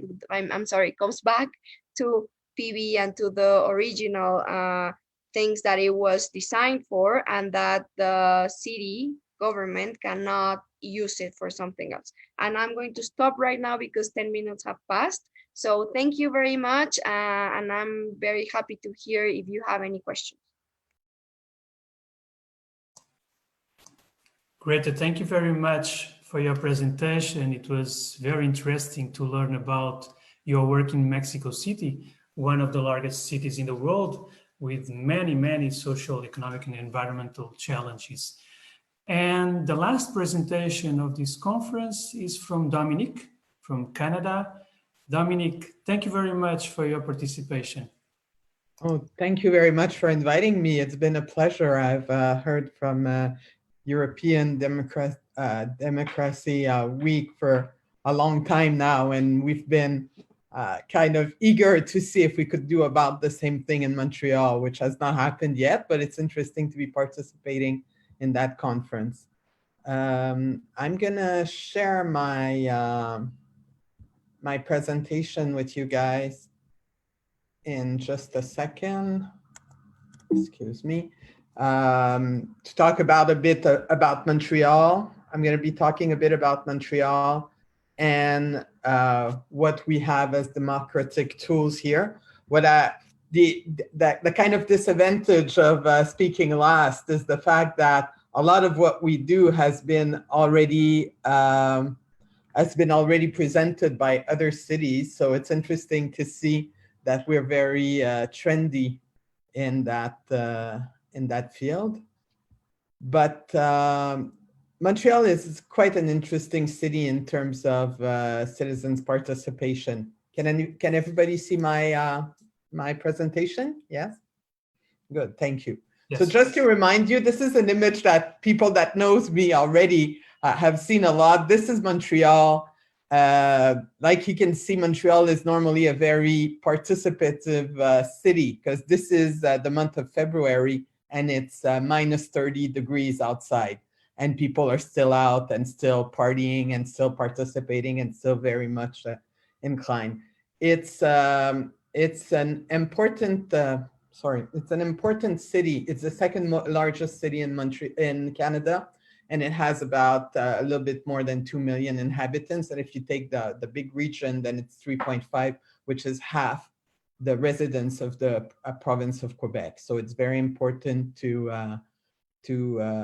see what Montreal represents in terms of Canadian. Public consultations have been an important part of our democracy for a long time. It started in the mid-70s and it's been going very, very strong since then. People are asking to be consulted. They want to be part of improving the projects that are presented. Those consultations are made either by city officials, private firms, or us. And since 2002, we've been created just to make sure that there's a neutral third party that can kind of present the public consultation and the citizen engagement in Montreal, and also that can dictate rules of engagement, basically. So since 2002, there's been new ways for people to ask for public consultation or citizen engagement in Montreal. So as I said, we were created in 2002, and we have three parts in our mandates. The first one is to consult Montrealers on any subject that is designed, by the Montreal City Council or their committee, or the executive committee. Also to propose regulation to make sure that most of the public consultation that are made in our cities are credible and efficient and have some effectiveness in it. We reflect also on best practices, which is very interesting when we're part of big networks like the OIDP, for example. Usually our consultation were divided in three parts. The first part, that was information. Then we do hearings, public hearings of people who want to speak about the project and report. We've been starting since I've been named president in 2014. We've been engaging more and more into online method of consulting people.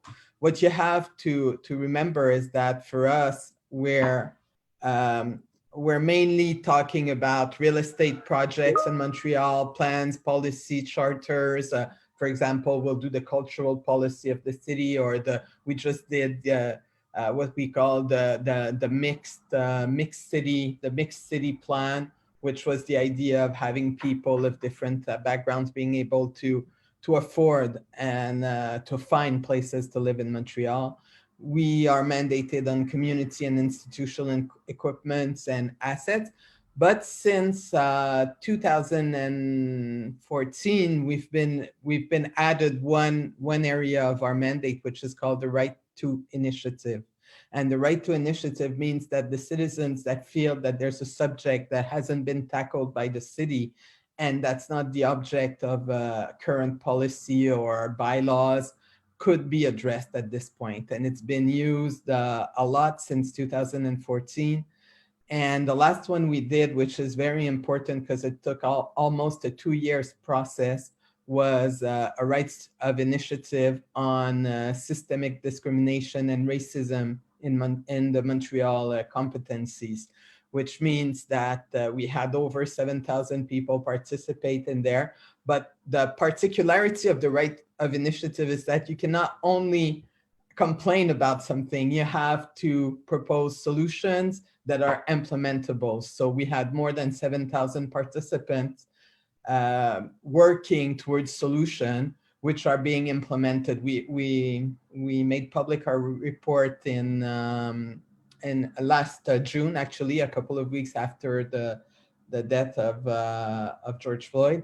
And we can already see the different part of the solution that were brought forward by the people being implemented in Montreal, which is quite interesting. And it's also spilling, I would say, at other levels of the provincial and federal government as well. So that's quite interesting to see how a citizens' initiative can be taken so seriously and have such an impact on what can be done in the city. For us, when the pandemic came, and I'll tell you more about our work because 10 minutes is really a short time, but one of the challenges we had when the pandemic came is that, first of all, they suspended everything in Montreal in terms of public gathering, as they did, I guess, in most places of the world. And for us, it wasn't so much of a trouble because we didn't really have new mandates that were going on that we were going to start. We were writing our reports, so that allowed us to do most of the reports. And it also allowed us to start talking to the people that usually participate in our processes. So what we did is that we called back by telephone everybody that had participated in person in one of our process for the past 3 years to ask them how they saw what the challenges were and how they saw how they thought we could start again to have public consultation. And from there we created what we called our COVID method, which is I would say mainly an online and written method, but we did take the literacy levels very, for us, it was very important to make sure that we had ways to communicate with the people that would take into account the literacy level, the availability of the people, because now most people have the kids at home, they're working from home. So it's kind of difficult to participate if we tell them to come at a certain time or a certain place. So we had to do what we call the asynchronous participation. So making sure that all the elements were there so that whenever they had the time, they could do it. The fact that most of the what we call les tiers-lieux, the third places, the cafes, the libraries, where people could go and get, for example, free internet, the fact that it was closed was a problem. So we reverted back, I would say, to the old methods, meaning how can we use the telephone? How can we use the postal system? How can we make documents available to you in your house? How can you return it to us? Like having prepaid postage kits that were sent and saying, send us back your opinion. If you don't have access to internet, write it back. And we started getting a lot of feedback from that. And people, I would say they were very appreciative of the fact that we took time to talk to them and design a method that they felt part of, so they recognized themselves. And one of the things that I think is quite interesting in that level is that we can compare when we had the non-COVID consultation and the participation that was there, and what we're having now in terms of participation, now that we're using mostly online methods, but we're really hoping that soon we're going to be able to come back to our traditional in-person method, because most of the innovations that we were doing were done in person. One of the things that we realize is that there's a big loss of interaction. If I think of the 3 mandates that we've had since we've been doing that online method, the big difference is that when we were in person, people used to listen to whoever came before them. They would go to activities that would have like roundtables or games, trying to, like prospective games, trying to imagine the future, or we would ask them to put themselves in the place of somebody else and then go further. And that kind of constructed a dialogue.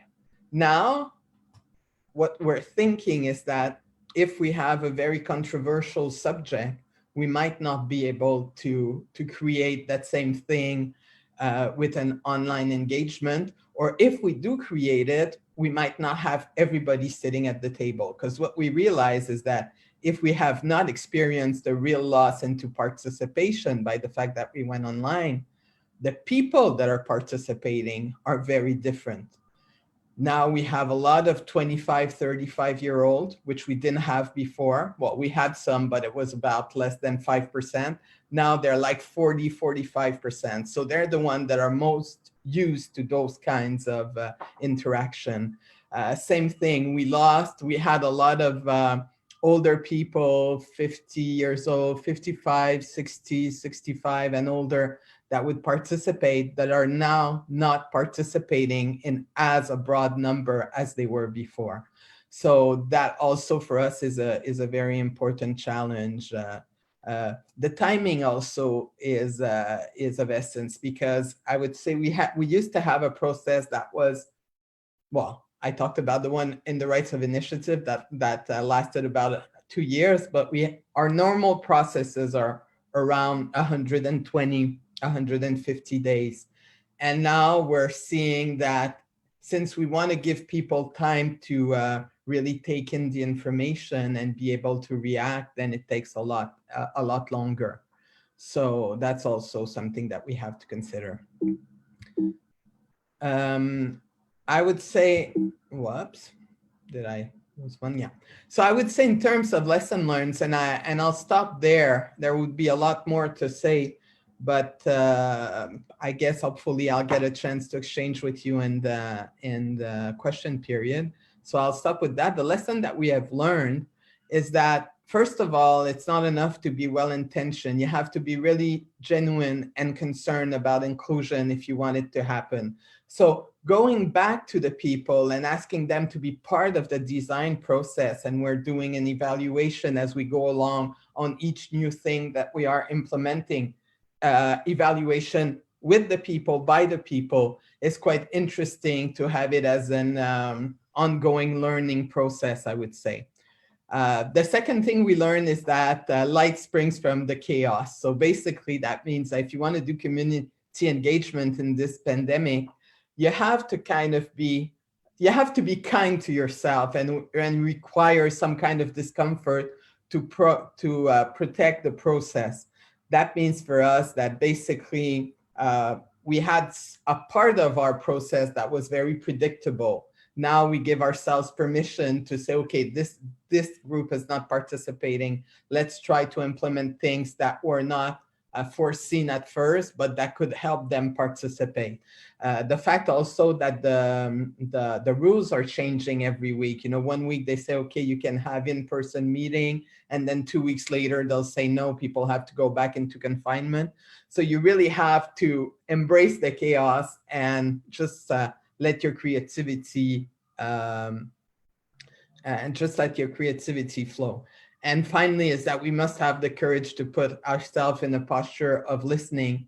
so we can create safe spaces and participatory spaces around us, because more and more people are feeling vulnerable and they want to get some kind of a sense of taking charge again of their own lives. So we feel that the public consultation and citizen engagement processes that we're having are permitting exactly that. And this is one thing that is very important to us.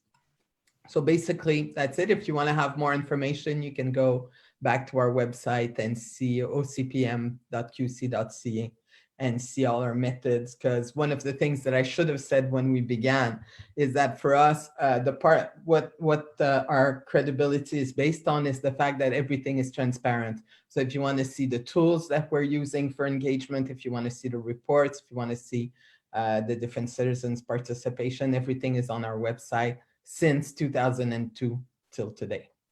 Thank you very much. Dominic, thank you. Thank you very much for your presentation. And with this presentation, we conclude the trip around the world. 6 countries and 6 continents were represented on this conference. It was, I think, a fascinating journey around the planet. And now we can start the debate. We have more or less 25 minutes for this.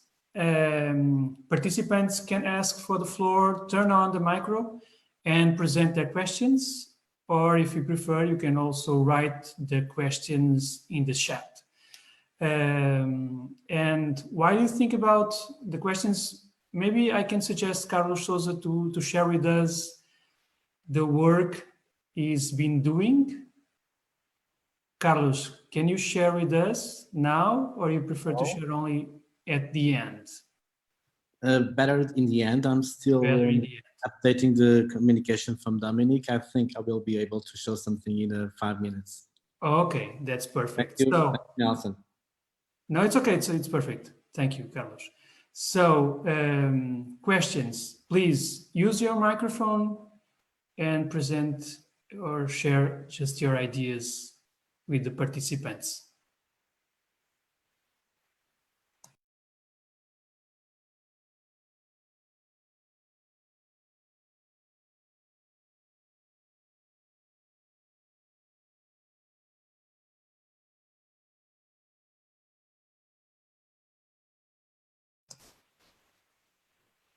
We are more than 50 people in this room, so I know that you have a lot of questions.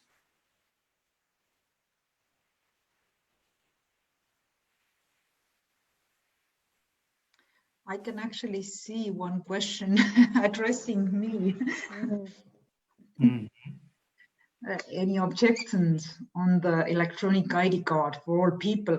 Well, in Estonia, it is compulsory and everybody has it. So obviously in our country, there are no objections, but somehow, yes, I know that it hasn't been so successfully implemented in any other countries. Well, I'm not the person who can say why, but yeah, I can imagine there are all sorts of legal issues. Of course, you have to probably change your legal environment, legal framework, and so we were fortunate starting from zero, from scratch, building our state already, integrating also electronic components into our state bureaucracy, I would say. So. Just a small comment or answer to this question. Thank you, Christina. More participants can ask their questions.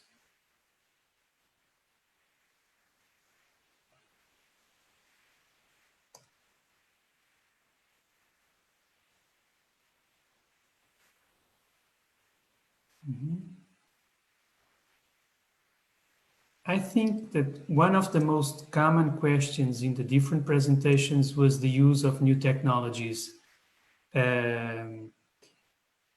So I don't know, for example, if Christina or Amelia or Mr. Chin, well, all our participants if you think that this could be the future of public participation, or it's just a tendency.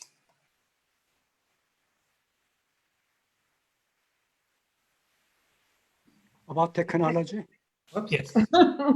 You go first. You go first. I follow you. Well, for us, what I wanted to say really fast was that it's clear to us that there's going to be a before COVID time and an after COVID time. And most of the online engagement tools are there. Well, some of them are there to stay. And they are going to be a bit like Christina was saying before, they are going to be an interesting part of our processes in the future. It's going to be both online and offline as soon as the condition permits it, but we cannot minimize the increase in participation that we have observed in Montreal, for example, and the new groups that we are touching through the online engagement. So we have to consider that in future mandates. Thank you. Thank you, Dominique. Mr. Chin. Yeah. So in Korea, we successfully have contained the coronavirus pandemic. So at the moment, we have only like less than 100 cases a day out of 50 million people. So around 50 to 60 every day. This kind of containment was possible because of the use of technology, tracing technology. So at the beginning of the tracing, there was quite a lot of objection from people, and then by modification to accommodate to the problems of privacy infringement, at the moment there is almost no objection because all the information is nullified or deleted after 2 weeks of the possible carriers of coronavirus. But still, through the experience I have here, in the future, I really believe that the democracy is really important. Without democracy, that using advanced technology will infringe the privacy of people. Probably we may end up as a health dictatorship in the future. So with more technology, I believe we need more democracy.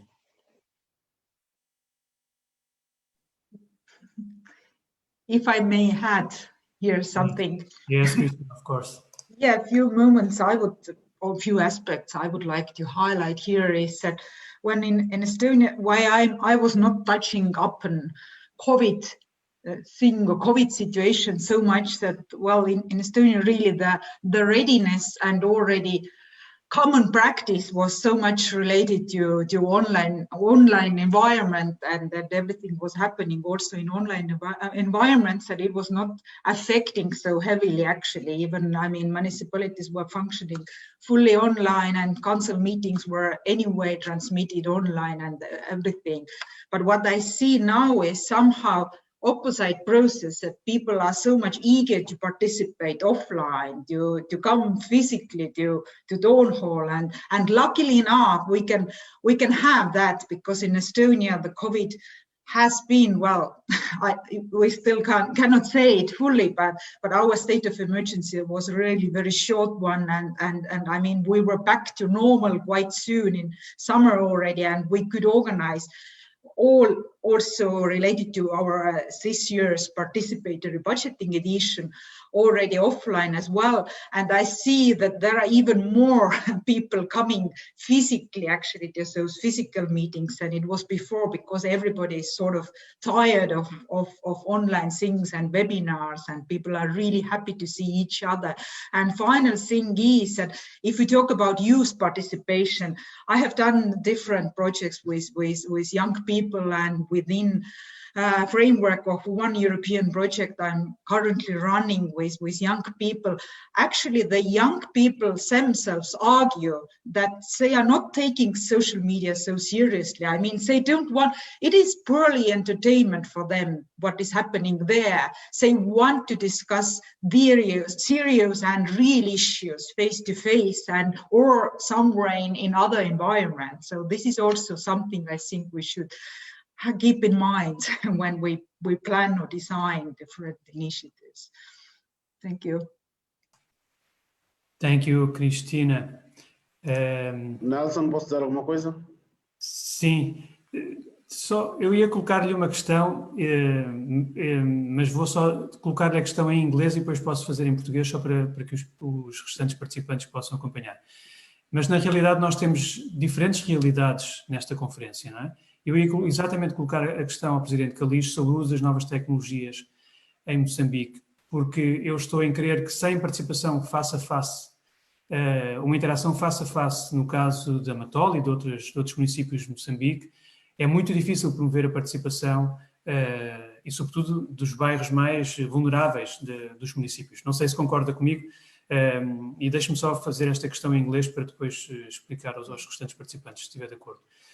Well, I was explaining to President Calixto from Matola, Mozambique, that we have very different realities at this conference. The use of new technologies doesn't have the same strength in Mozambique, for example. Without a face-to-face interaction, it is very difficult to promote participation, especially in the most vulnerable neighborhoods in Matola or in Maputo or in other municipalities in Mozambique. So this is the question to President Calixto, if he agree with this. Please, Presidente, por favor. Tudo bem. Bom, Nelson, é assim, eu acho que, na verdade, com esta pandemia, o mundo jamais voltará a ser o mesmo. Não há dúvidas que o uso das tecnologias é um desafio que todos nós devemos abraçar. Pois, embora tenhamos essas diferentes realidades, não há dúvidas, mesmo no primeiro mundo, nem todos têm esta capacidade de dominar em pleno as tecnologias, mas é necessário, de fato, que olhemos para o futuro com esta solução, não outra alternativa. Certamente gostaríamos de estar todos juntos, tal como estava a dizer a Dominique, nos abraçarmos. A Cristian também dizia que nós temos a vontade de nos juntarmos, tal como fazíamos antes, mas do ponto de vista de participação nas nossas cidades, tendo em conta os estratos sociais que nós temos, os níveis também de acesso às tecnologias, os níveis de pobreza que nós temos, há toda uma necessidade de promovermos o uso massivo das tecnologias. Certamente que a questão que se coloca é como ter,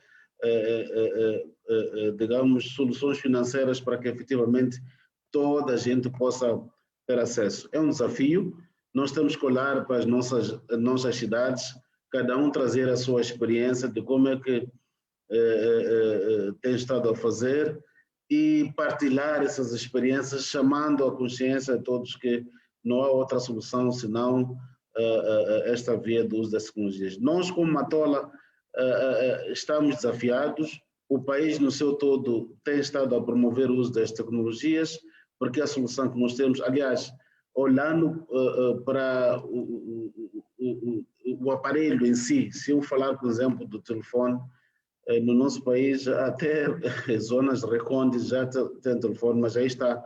Será que o telefone que nós estamos a usar dos nossos bares ou no campo tem acesso à internet, por exemplo? Há esta pergunta que eu posso lançar para dizer que estamos desafiados a encontrar dentro dos nossos programas um mecanismo que possa olhar para esta linha do uso da tecnologia como prioridade, porque de fato com esta pandemia não há dúvidas que o mundo não voltará a ser o mesmo. Eu não imagino quando é que voltaremos, por exemplo, a estar de uma forma presencial numa conferência do IDP ou noutras conferências para discutir a vida das cidades.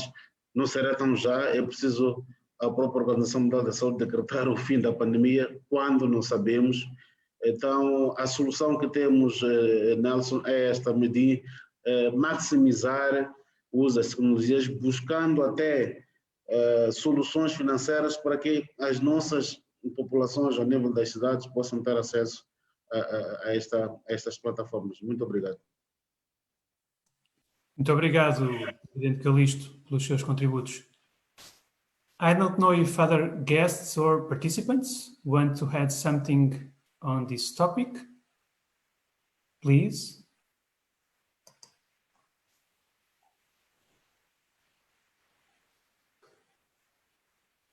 Well, maybe now we can ask Carlos. Carlos, are you available to share with us something? Yes, I'm going to share the screen now.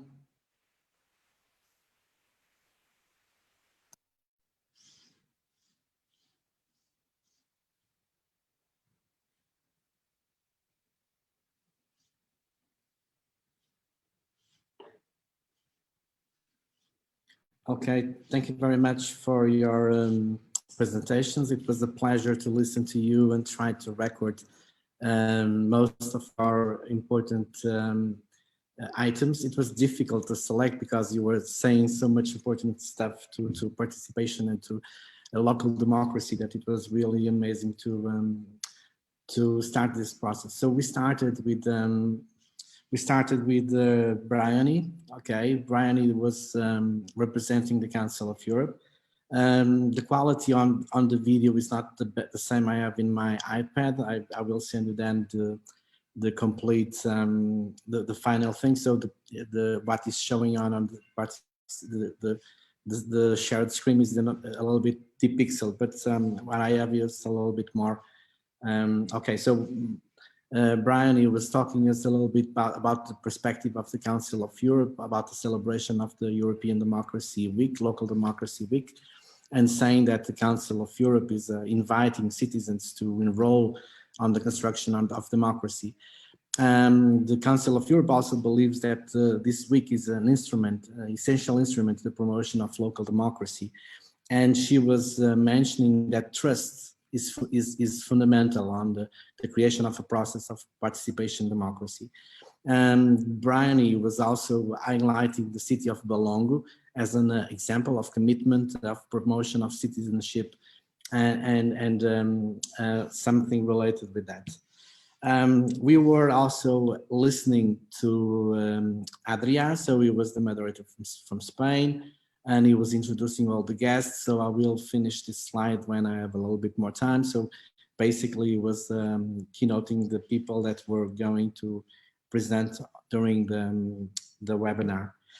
We also had with us Nelson Diaz. Nelson was doing some questions and moderating the time and interviewing most of the time with all the speakers. So the work was moderated by Nelson and by Adrià. And now we are jumping into the processes so we started with Laia from Australia, and she was talking about this transition for community engagement. So they are in a different position regarding how to engage people, and it's not citizen engagement, it's community engagement.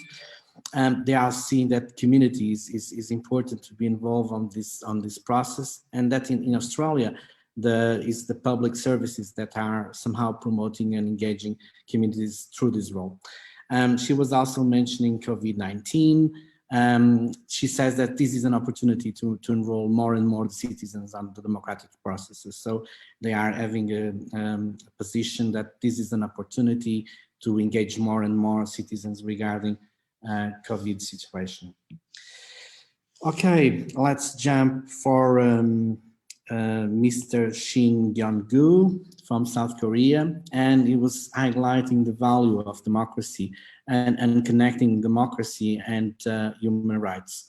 So basically this importance of connecting this young democracy as a value in a young country like South Korea, and that citizenship and human rights are values that are present on actual democracy in South Korea. he was highlighting as well that the concept of participative citizenship is developed in South Korea with an investment on education. So education is really important to prepare and enroll citizens for a more active role on democracy and participation and citizenship. Okay, we are moving on to the mayor of Matola, city in Mozambique. He was highlighting that this city in Mozambique is developing important role on the promotion of democracy, participative democracy in the country of Mozambique. So they are involved in the promotion of democracy through many models, and also promoting a very important role in the National Association of Municipalities of Mozambique. Okay. So we are now moving to Greta Rios from Mexico, and she was highlighting the role of NGOs and the civil society on the promotion role of participative democracy. So in Mexico, the citizenship, the participating citizenship is also promoted and mainly promoted by the national movement of citizens, organized citizens of movements in NGOs. She's also regarding and explaining your example as the founder of OLIM, one NGO that promotes the affirmation of citizenship and further promotion of participative policies. Let's move a little bit further. So we also had our participation of Christina. Christina is coming from Estonia, and she was highlighting the investment of Estonia on e-participation. She was also referring that Estonia was one of the first countries to implement the electronic vote, and that these participative policies in Estonia are exploring the capacity for e-capacity, so the digital capacity in promoting citizenship. Many things were spoken by Christina: e-participation, e-governance, e-citizenship, and she was giving clear examples about how Estonia and the city of Tartu are developing this approach. Okay, and now we were listening to Dominique Olivier from Canada, highlighting as well the role in Montreal, city from Canada, and the participation in Canada is a challenge for the modern citizenship.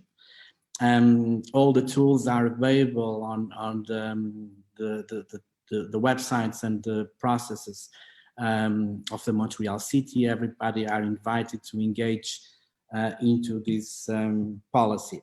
So as you can see, we were developing, okay, I have something here with the projection. I will try to connect again with my iPad.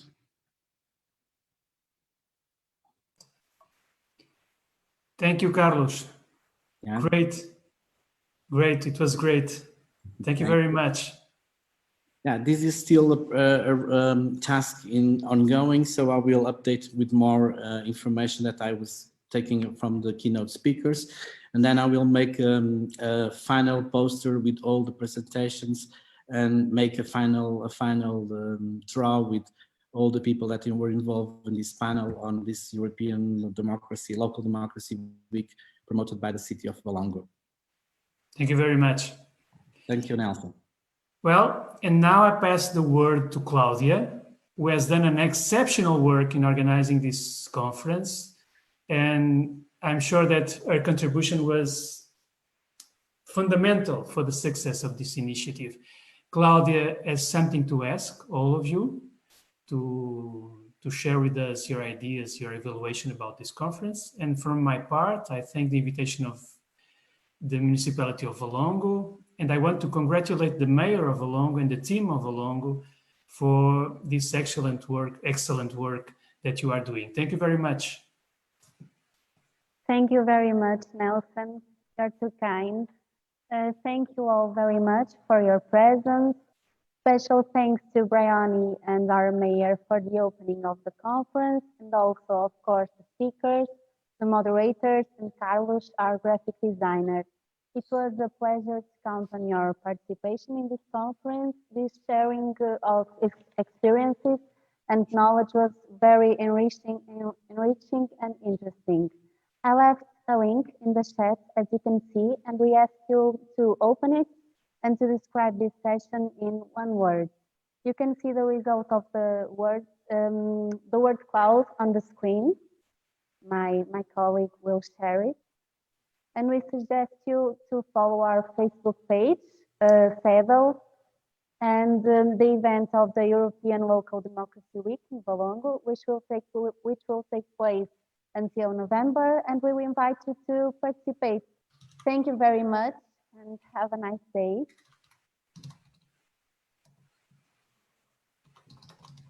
It was a pleasure to be here. We are ending this conference. Thank you. Goodbye. Goodbye. Thank you. Bye. Goodbye.